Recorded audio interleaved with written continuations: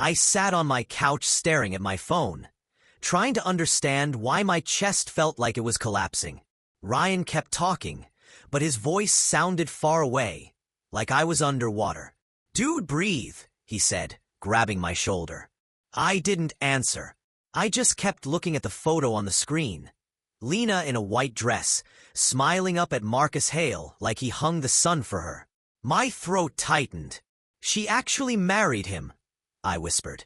Saying it out loud made it real for the first time, and my fingers trembled around the phone like it was burning my skin.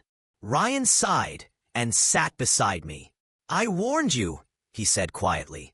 "She wasn't going to wait forever." I shook my head, but I couldn't deny it. "I thought she would," I said. "I thought she'd always stay." My voice cracked, and I hated how pathetic I sounded. He gave me a tired look. "You can't ignore someone for years and expect them to follow you forever." I stared at the photo again, my heart twisting. "I didn't ignore her," I muttered. He raised an eyebrow. I swallowed. "I did, but I didn't mean to. I just didn't know how to handle everything." He leaned forward. "What did you expect her to do? You kept running." I closed my eyes, remembering moments I wish I hadn't. I remembered when she asked, "Do you even want me?" And I answered with silence because I was scared. I remembered her waiting for me outside my apartment when I disappeared for days. I remembered her small smile when she said, "It's okay, I understand," even though her eyes said she didn't. I rubbed my face hard like I could erase the past with my palms. "I thought I had time," I said. "I really thought she'd always be there." The air around me felt heavy. "Marcus," I said bitterly. "Of all people," Ryan shrugged. "He treated her better than you did. At least he tried." I shot him a glare, but he didn't back down. "I'm not lying," he said. "You're hurt now, but you played a part in this." I clenched my jaw and turned away. "He always watched her," I said. "Even back when she was with me." Ryan nodded. "Yeah, and she noticed. Everyone noticed. Except you." I felt heat build in my chest. "I didn't think she'd choose him." Ryan sighed. "Man, she didn't choose him over you. She chose him because you kept stepping back." I stood up and paced the room. "I didn't think she'd marry him," I said. "Not like this. Not without telling me." He let out a short laugh. "You expected an invitation?" I glared at him again. "No, but I don't know. Something." My words felt weak even to me. He leaned back. "She gave up on waiting for you. That's the truth." I stared at the floor, the truth hitting harder than I expected. "She loved me," I whispered. "She really loved me." My voice shook, and I just let her slip away. Ryan didn't say anything this time. He didn't need to. The room felt like it was caving in. I sank back onto the couch, burying my face in my hands. The memory of her laugh, her warmth, her patience. Everything felt like a knife now. I remembered her calling me late at night, asking if I was okay. I remembered ignoring her because I didn't want to face my own feelings. I remembered how she held my hand when I was at my lowest, and how I pulled away anyway. "I messed up," I said. "I messed up everything." Ryan placed a hand on my back. "Yeah," he said softly, "but pretending you didn't will only make it worse." His honesty cut deep, but I needed it. I looked at the photo again, the ring on her finger shining like a reminder of everything I lost. "She used to tell me I didn't have to be afraid," I said. I should have listened.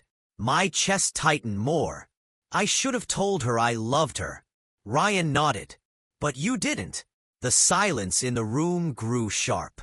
I finally whispered, "It's too late now." The words tasted bitter, like defeat. He squeezed my shoulder. "Maybe," he said, "but maybe this is the wake-up call you needed." I didn't answer. I just kept staring.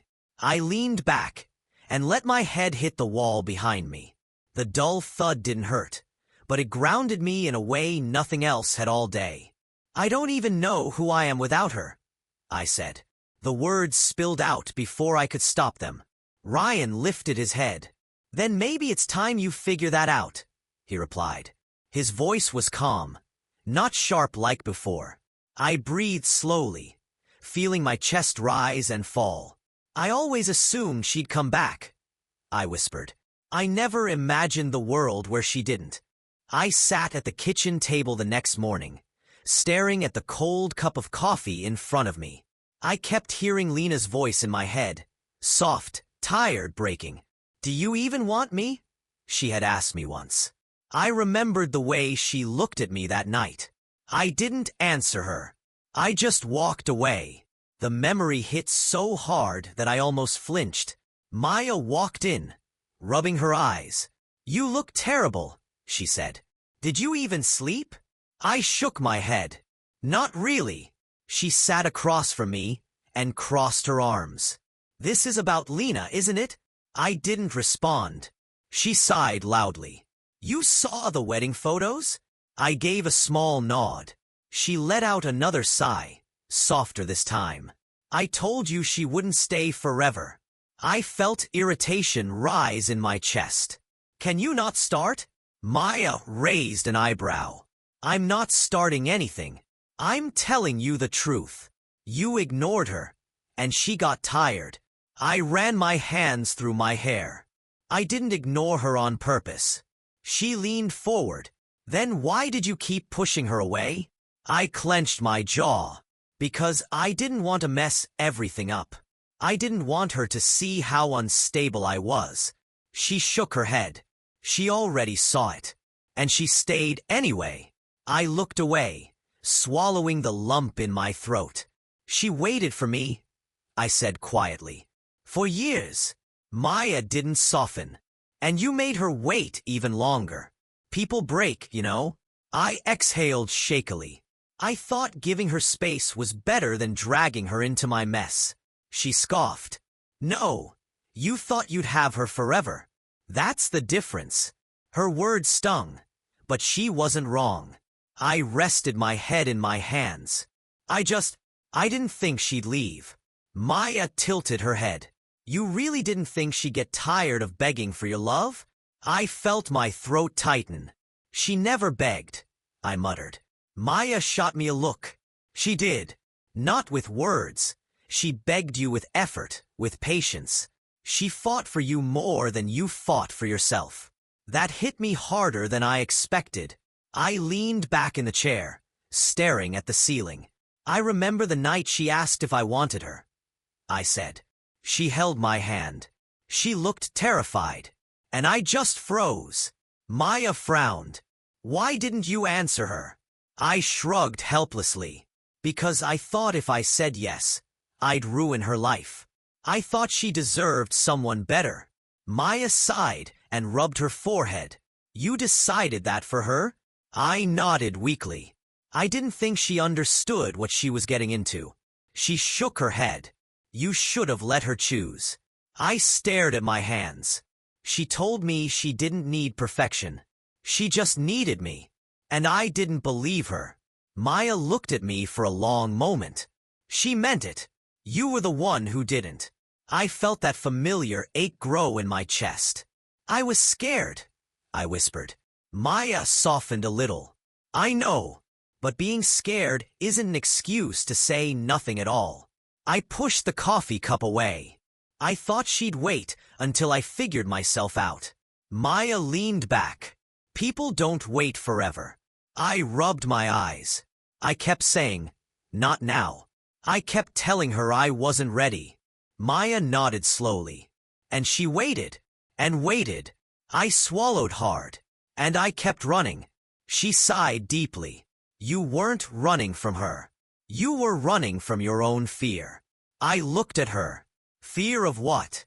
Fear of failing her. Fear of loving someone too much. Fear of being seen. The words made something inside me crack. She asked me once if I even saw a future with her. I said. I told her I didn't know. Maya blinked. And what did you actually feel?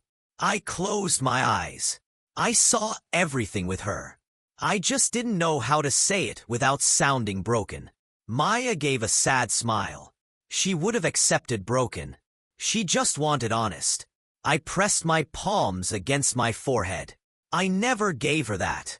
Maya stood and walked toward the sink. You gave her silence, she said. Silence hurts more than rejection.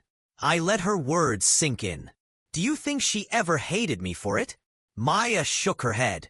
No. She loved you too much. But she got tired of proving it.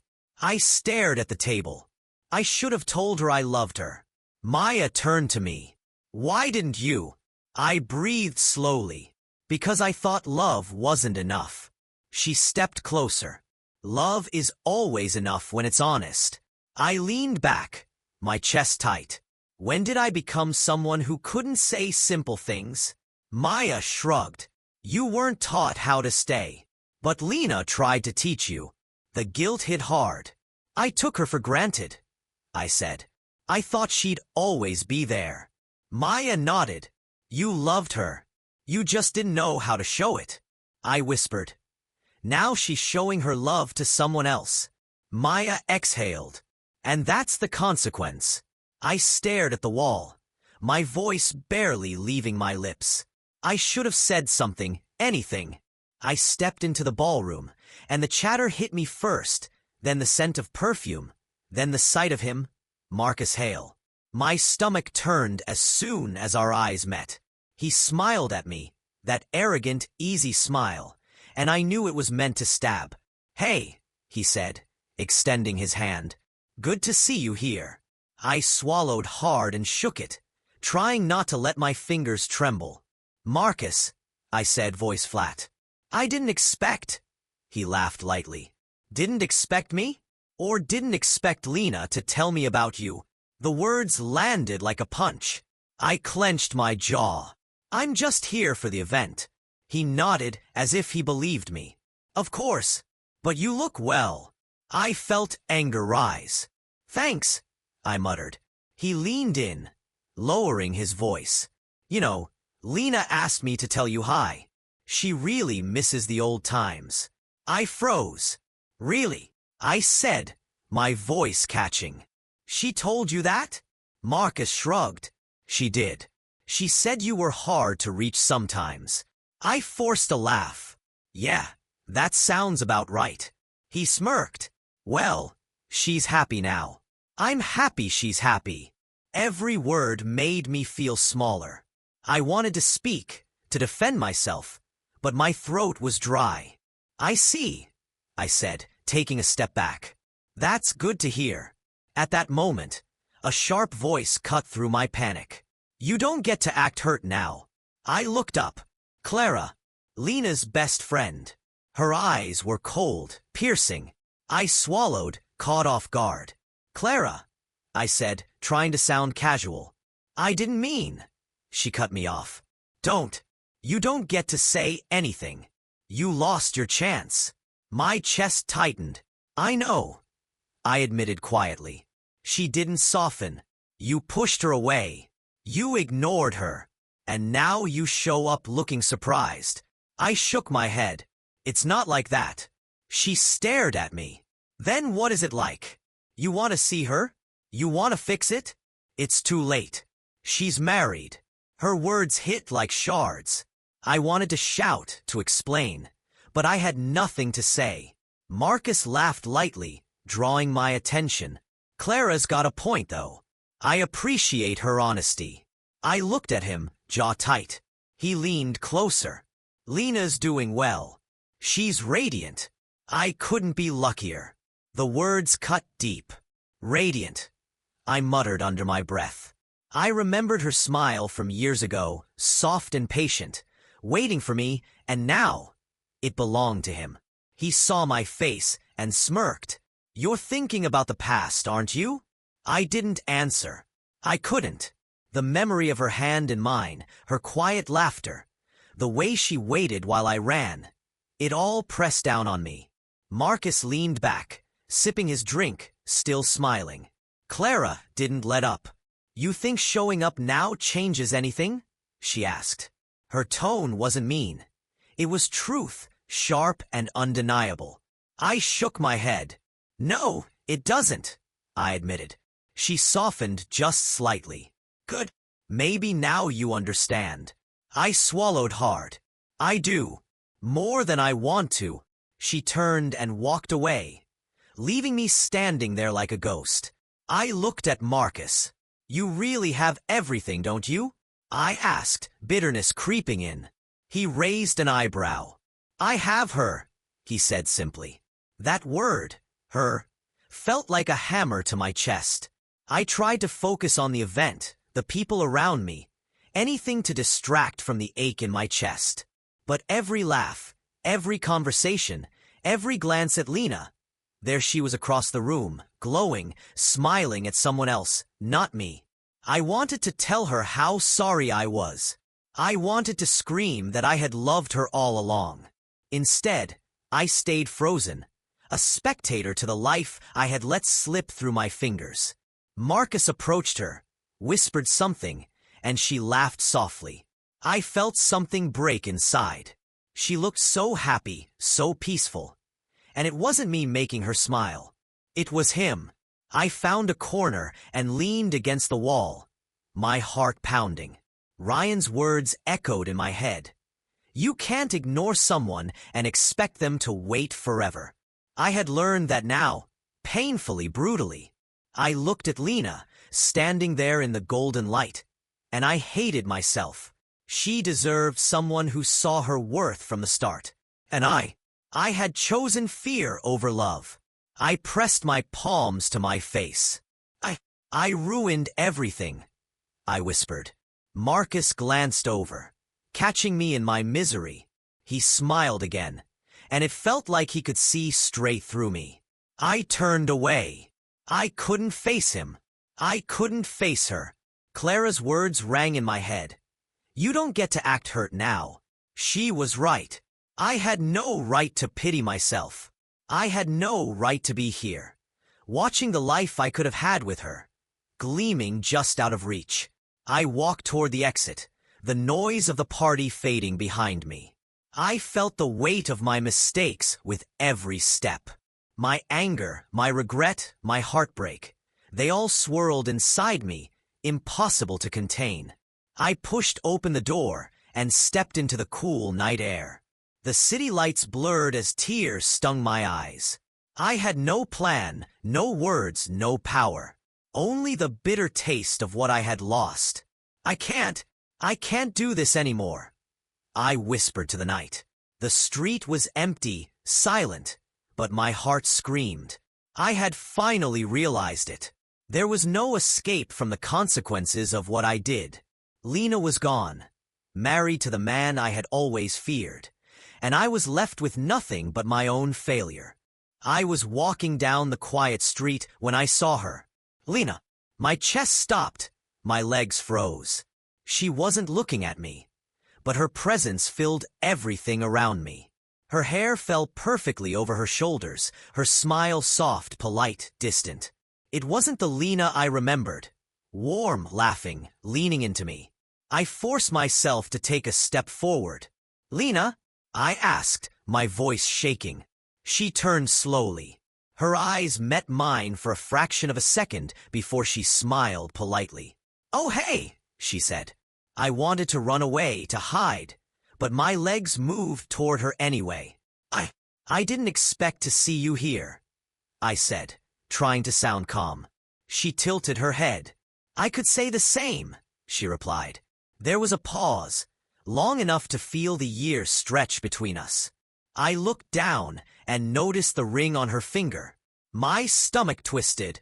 It looks nice on you, I muttered, unable to stop myself. She glanced at it and smiled softly. Marcus takes care of me, she said. Her voice was gentle, like a statement of fact, not a challenge. But it hit me harder than any insult. I nodded, swallowing the bitter taste in my mouth. I see, I said quietly. A shadow moved behind her. Evan, Marcus's cousin, stepped forward. He didn't say anything but watched me carefully, his eyes sharp. I felt judged, exposed. "Evan," I said, trying to keep my voice steady. He nodded. "I just didn't expect to run into you tonight," I said. He raised an eyebrow but didn't speak. His silence made me uncomfortable, like he could read every thought I tried to hide. Lena looked at me again, her expression kind but distant. "You're doing okay?" she asked softly. I laughed bitterly. "Doing okay?" "Yeah, sure," I said. "I mean, I'm surviving." She nodded, as if that made sense. "Good," she said, her tone almost rehearsed. My chest ached with the sound of her voice, calm and distant. I wanted to tell her everything, to say, "I love you. I always did. I failed you." But I couldn't. I swallowed. I started, then stopped. I didn't know what to say. "I've thought about this moment," I said finally. "A lot." Lena's smile didn't falter. "I've thought about a lot of things too," she said quietly. Her words were measured, careful. Not like she was trying to hurt me, but the distance between us felt like a wall I could never climb. Evan stepped closer to her, protective, observant. "Lena, are you okay?" he asked. She glanced at him and nodded. "Yes, I'm fine." I looked away, my eyes burning. I wanted to reach for her hand, but the ring reminded me of what I had lost. Every word between us felt like a goodbye I never got to say. Every glance like a memory of what we could have had. I whispered, "I missed you." She gave a small, almost sad smile. "I know," she said, "but I've moved on." My chest tightened. "Moved on?" I echoed, voice trembling. She nodded slowly. "Yes, I've healed. You haven't yet, have you?" Her question was soft, but it pierced through me. I shook my head, looking away. "No," I admitted. I'm still." I trailed off, unable to finish. She stepped closer, just enough for me to notice the faint scent of her perfume. "I don't want to hurt you," she said softly. "I'm not trying to." I closed my eyes, swallowing hard. "It feels like you already did," I whispered. She shook her head gently. "No, I didn't. I just live my life. You should too." Her words were calm, compassionate, and yet they tore me apart inside. I wanted to tell her everything, to explain how I had ignored her, how I had pushed her away out of fear. But I couldn't. The words wouldn't come out. I looked at Evan again. He didn't judge me this time. He just observed, waiting for Lena to step away if she wanted. And she didn't. She stood there, serene, almost untouchable. "I'm happy for you," I said finally, my voice shaking. She smiled, a small, sad curve of her lips. "Thank you," she said. "I hope you find your peace too." I nodded, unable to speak further.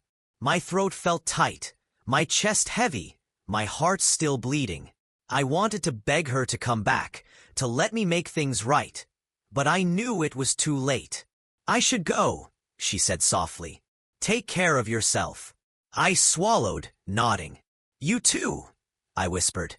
She walked away, her figure illuminated by the streetlights, graceful and distant. I stayed there, frozen, watching her disappear into the night. Evan lingered a moment, then nodded at me. No words, no judgment, just understanding. I turned and walked in the opposite direction, the weight of the encounter pressing down on me. Lena had healed. She had moved on. And I was still bleeding. I couldn't sleep again. My mind kept replaying Lena's face, her soft smile, her distant eyes. I tossed and turned, but every time I closed my eyes, I saw her wedding ring shining in the sunlight, mocking me. I whispered to the empty room, "I loved you. I really did." No one answered, of course. I pulled the covers tighter and tried to convince myself I was fine. But the lie felt heavier with every breath. The next morning, Ryan barged in like usual. "Dude, Are you seriously still lying to yourself? I groaned. Leave me alone, Ryan. I don't need another lecture. He flopped down on the couch anyway. No, man. You need to face the truth. You're miserable because you ignored her. That's it. I closed my eyes. I know what I did. Ryan leaned forward, elbows on knees. No, you don't know fully until you admit it. I opened one eye. Admit what? He stared at me, calm but unyielding. That you loved her, and you were too scared to show it. I slammed my head against the pillow. I can't keep living like this, I muttered. Ryan's voice softened, unusual for him. Then stop pretending. Face it, even if it hurts. I groaned, running my hands through my hair. Maya barged in without knocking, arms crossed, eyes blazing. Stop feeling sorry for yourself, she snapped. You're acting like a coward, drowning in self-pity, and no one can save you except you. I sat up, frustrated. I know, Maya. I'm aware. She shook her head. No, you're not. You're avoiding it. I buried my face in my hands. I don't know how to fix it. Maya's tone softened slightly. Some things can't be fixed, but you can stop torturing yourself. I let out a shaky breath. I'm not even sure I deserve to stop, I whispered. She crouched in front of me. You deserve honesty, at least. Yourself first. Everything else comes later. I wanted to scream. Instead, I said, I thought I was strong. I thought I could handle it. She shook her head. Pretending to be strong isn't strength. I wandered to my desk, looking for anything to distract myself. That's when I saw it. An old envelope with my name written in Lena's careful handwriting. My hands trembled as I opened it. Inside was a letter, folded perfectly, ink fading slightly. I recognized her words instantly. Please, just choose me. I can wait, but only if you truly want me. I sank to the floor, holding it like a lifeline. I felt the tears sting my eyes. Years of grief, regret, and fear came crashing down. I cried like I hadn't in a decade, shaking and raw, unable to stop. Ryan appeared beside me silently, not saying a word. Just his presence made me feel slightly less hollow. I ignored her. I whispered between sobs. I loved her, but I was too afraid to show it. Ryan nodded. It happens. Some people can't see their own hearts until it's too late. You see it now. I looked at him, tears blurring my vision. Too late, I muttered. The next day at work, I tried to focus, but everything blurred. That's when Aiden, my coworker, walked by. Calm, collected, always observing. You okay? He asked softly. I shook my head. Not really. He didn't pry, just leaned against the desk. Look, you can sit there and beat yourself up forever, or you can accept what happened and start figuring out yourself. I frowned. It's not that easy. He shrugged. Nothing that matters is. But hiding in guilt won't change her choice or yours. It only keeps you frozen. I stared at him, considering his words. For the first time, someone outside my emotional chaos was showing clarity.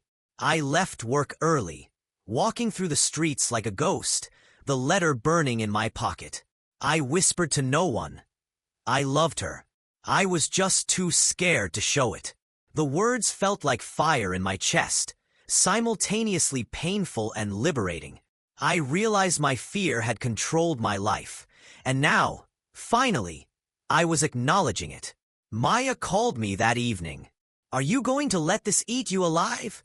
She asked, sharp but caring. I don't know, I admitted. Then stop pretending. Face the truth inside yourself first, she said. I pressed my forehead to the window, feeling the weight of everything I had ignored. Lena's letter, my tears, Ryan's honesty, Aiden's words, all converging into a moment I couldn't avoid. I whispered again, barely audible. I loved her. I just didn't know how to fight for it. The truth was harsh, but acknowledging it felt like stepping onto solid ground for the first time in years. I felt raw, vulnerable, exhausted, and yet something had shifted. That night, I sat alone, letter in hand, crying openly for hours. I had admitted it finally, allowed myself to feel every ounce of pain I had been suppressing. I wasn't fixed, not yet, but I was starting to see clearly. I had hit my breaking point, and somewhere in the wreckage of my fear and regret, I felt the faint stirrings of a new beginning. I was at a networking event, nursing a drink, when someone whispered in my ear, "Did you hear about Marcus?" I turned toward Clara, who was standing nearby, arms crossed, expression unreadable. "What about him?" I asked, trying to sound casual. She leaned closer. "People are talking. Short temper, controlling. He yells at staff, makes demands constantly. Lena, she's not smiling much lately." My stomach dropped. "Not smiling? Really?" I whispered, almost afraid to believe her. Clara nodded. "I wouldn't lie about this. She's struggling quietly, keeping up appearances." I swallowed hard, looking away. I shouldn't care," I muttered. Clara's eyes softened slightly. "It's not your fault she's with him. But seeing it, you're human. Don't deny it." I nodded slowly, guilt and relief twisting in my chest. Part of me worried for her. But another part hated myself for hoping Marcus would fail. Later that week, I attended a public gathering for charity work. Marcus and Lena were there, smiling for the cameras. Everything looked perfect from a distance. My chest tightened when I saw her laugh, but it was faint this time, a little forced. Then I saw it. Marcus, his voice sharp and loud, yelling at her over something trivial. "I told you not to. Why didn't you?" The words cut through the room. Lena's smile faltered instantly. I felt heat rush to my face, my fists clenching. I stepped forward instinctively. "Marcus," I started. Evan's hand shot out, gripping my shoulder. "Stop," he said firmly. "Let her choose what she wants. Don't force her again." His words hit me like a knife. I froze, the memory of my own mistakes flooding back.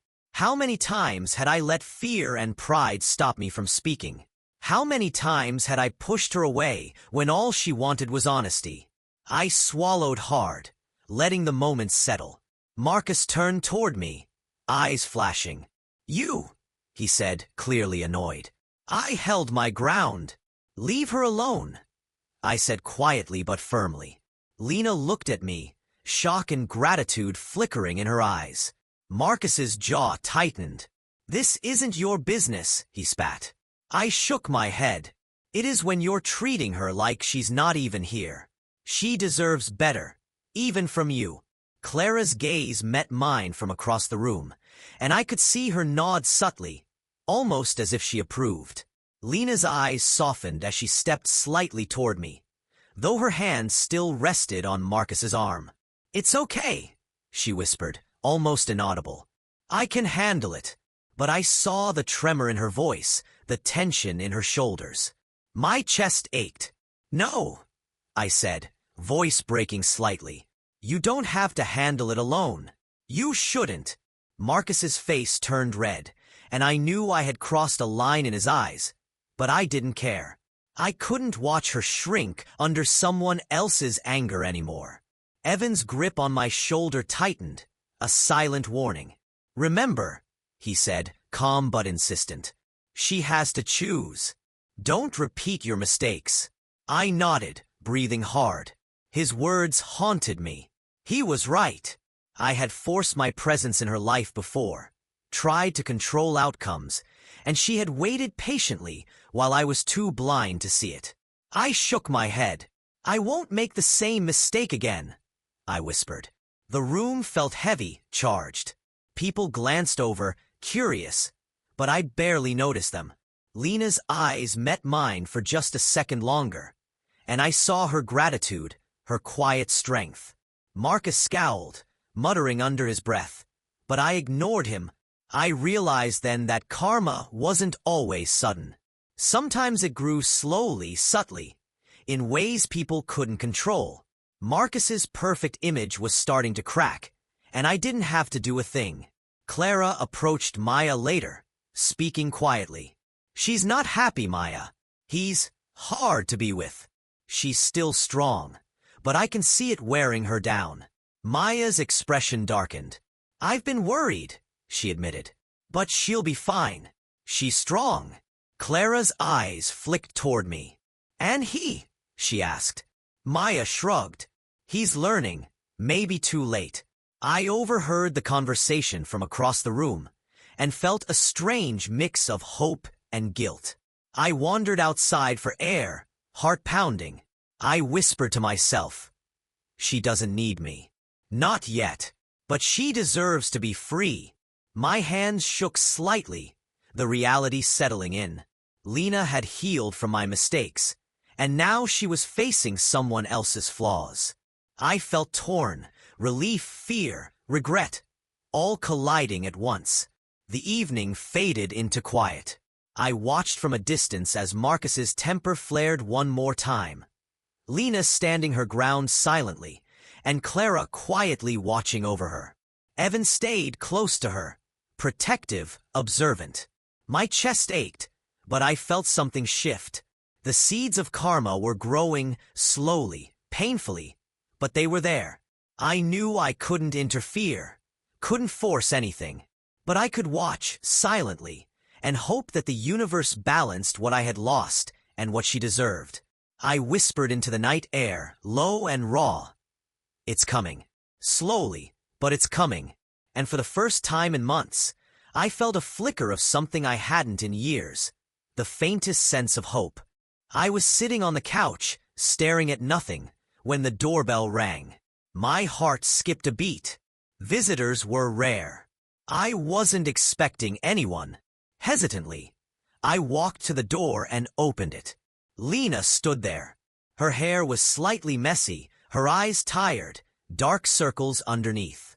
She looked lost. My chest tightened instantly. "Lena," I whispered, my voice cracking.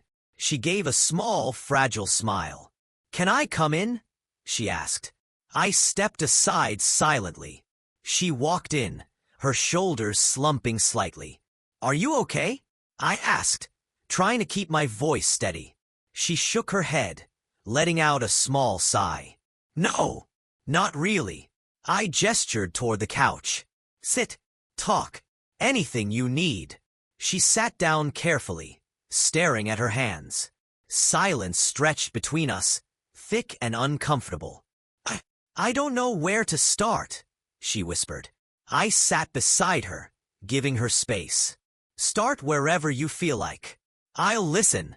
Her eyes flicked up to mine, brimming with emotion. I needed someone to hear me." I nodded. "I'm here." She looked down. "Marcus, he's not easy. I thought marriage would be simple, but it's not." My stomach clenched. "What do you mean?" She hesitated. He's insecure. Always questioning. Always wanting control. Sometimes I feel like I can't breathe." I swallowed hard, keeping my voice calm. "I see. I never wanted to complain to anyone," she admitted. "Not you, not Clara. I thought I could handle it." I nodded slowly. "You're strong. You always have been." She let out a shaky laugh. "Strong? I feel trapped sometimes. I feel small." I wanted to reach for her, to hold her, but I didn't. I knew better. "I understand," I whispered instead. She looked at me directly then, tears threatening to fall. "Do you know why I chose him?" Her voice broke. "Because you never chose me." My chest felt like it was being crushed. I opened my mouth, but no words came. She lowered her gaze, and I watched her trembling hands. "I loved you," I said finally, barely a whisper. I still do. She shook her head faintly, tears spilling now. I know, she said softly. That's the problem. I love you too, but you were too scared to fight for me. Too scared to choose me. I swallowed, bitter regret filling me. I know, I whispered. I was scared. I thought I could protect you by staying away. Her tears began to fall freely. I clenched my fists, wanting to pull her into my arms to make it better. But I stayed still. You're not going to fix anything by holding me, she said, voice breaking.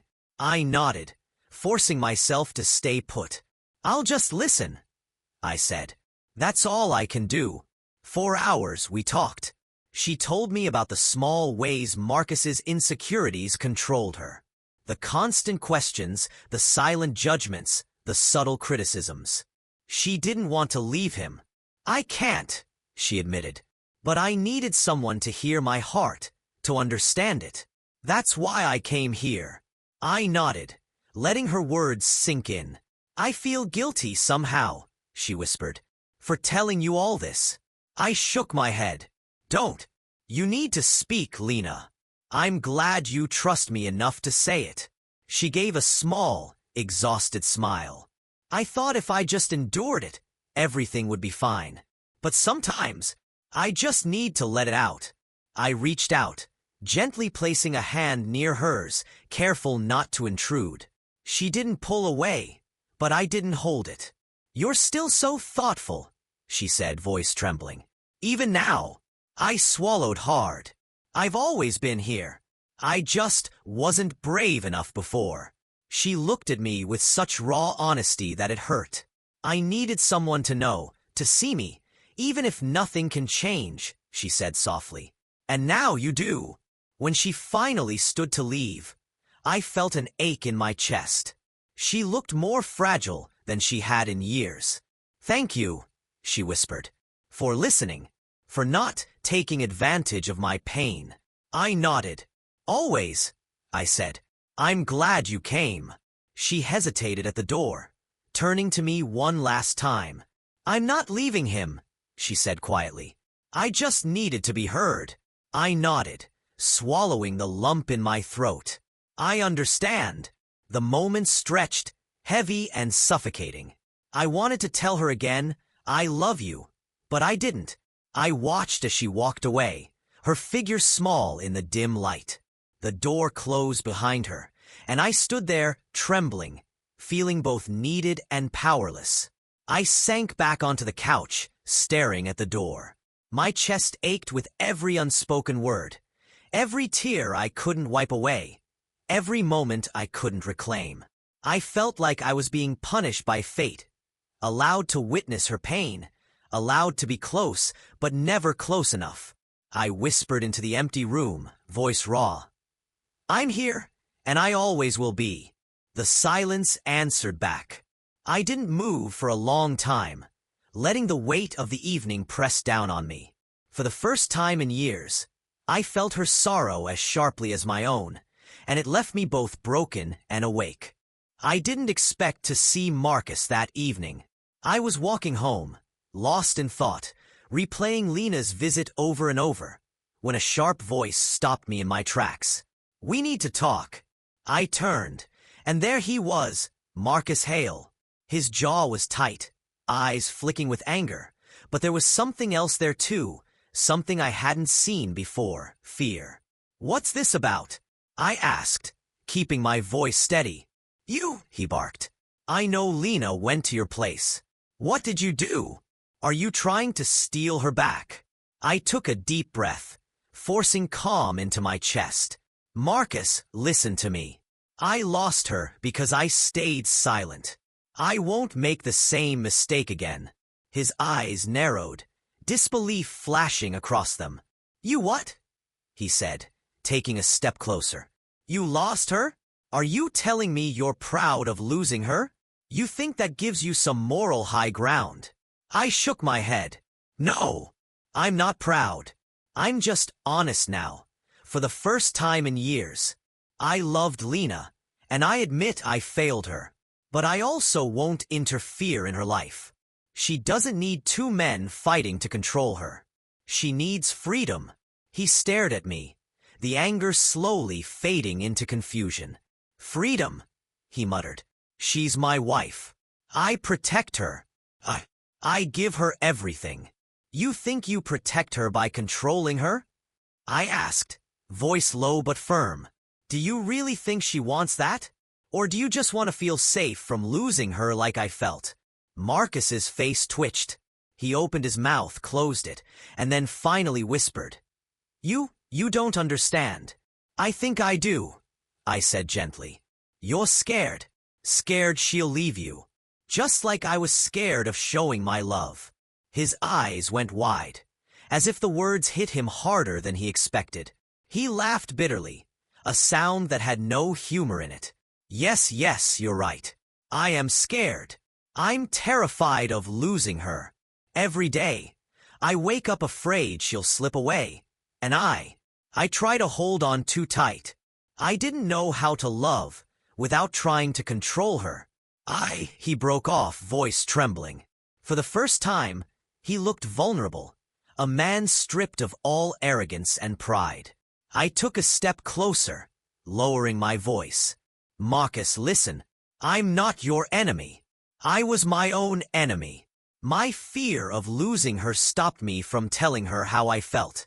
Your fear, it's controlling you. You need to let go before it consumes both of you. He shook his head violently. I can't just let go. I don't know how. I nodded, understanding more than he realized. You don't have to fight me, Marcus. You don't have to win. Loving her isn't about winning. It's about letting her be. That's the hardest part, sometimes, the part one only understood when I lost her. His face crumpled, a mixture of shame and fear and regret. I never thought anyone could tell me that, especially you. He swallowed hard, voice breaking. I thought you were the one who ruined everything for me. But now, I see. I'm the one who could ruin her if I don't change. I exhaled slowly, feeling some weight lift. Exactly. You have a choice. You can continue trying to control her. Or you can learn to trust her, to respect her, and give her the space to be herself. He nodded, eyes glistening. I think I understand. Maybe I do. Then he hesitated. I never realized fear could feel so much like love, and yet be so wrong.